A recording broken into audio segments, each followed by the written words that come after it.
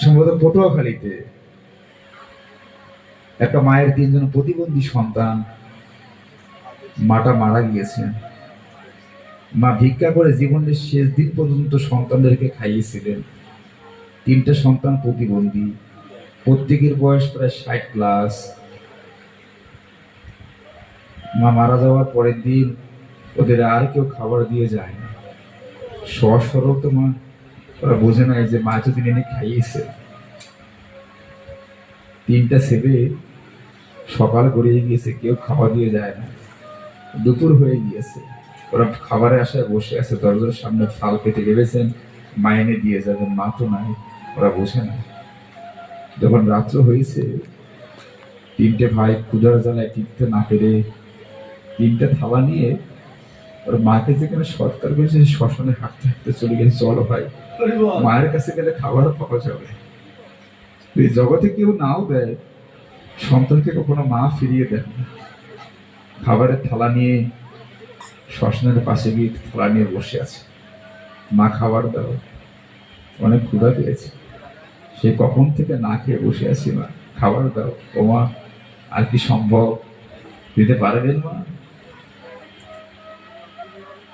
যখন সকাল হয়ে গিয়েছে, কিছু লোক দেখতে পেলেন 3 সন্তান থালা নিয়ে মায়ের শ্মশানের সামনে বসে বসে কাঁদছেন ক্ষুধার জ্বালায়। দৃশ্যটি একটি ব্লগ ভিডিও করে ফেসবুকে ছেড়ে দিল মা। শুধু বাংলাদেশ নয়, সারা পৃথিবীতে ঘটনার আলোড়ন সৃষ্টি করেছে।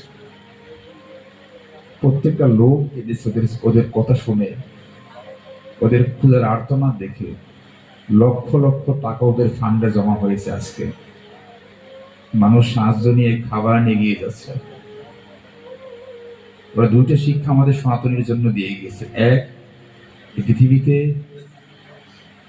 মা বেঁচে থাকলে সন্তানের কোনোদিন খাবার দেওয়া হয়। পৃথিবীতে সন্তানের দুঃখ কেউ না বুঝলেও আমার মা বোঝেন। তিনি সন্তানের বদন দেখলে বুঝতে পারেন সন্তান কেমন আছে। মা চলে গেলে কেউ বুঝে না। আরেকটা শিক্ষা আমাদের হিন্দু সমাজের জন্য ওরা দিয়ে গিয়েছেন, কি জানো মা? আজ ওরা না খেয়ে বসে আছেন, আর পাশেই আমরা কত টাকা, কত অপচয় করছি, কত ভাবে উল্লাস করে, কত অনুষ্ঠান করে, অপচয় করে আমরা লক্ষ লক্ষ টাকা প্রতিনিয়ত খরচ করে ফেলছি। আমার সমাজের, আমার স্বগোত্রীয় লোক না খেয়ে অনাহারে করে মারা যাচ্ছেন, যুগে যুগে বিনা চিকিৎসায়, বিনা শিক্ষায়, বিনা আহারে। সেদিকে আমাদের বিন্দু পরিমাণে চৈতন্য নাই। এটা ধর্ম নয়, ধর্ম সেটাই যাতে আপনার সমাজে, আপনার স্বগোত্রীয়, আপনার পার্শ্ববর্তী প্রতিবেশী বিন্দু পরিমাণ অনাহার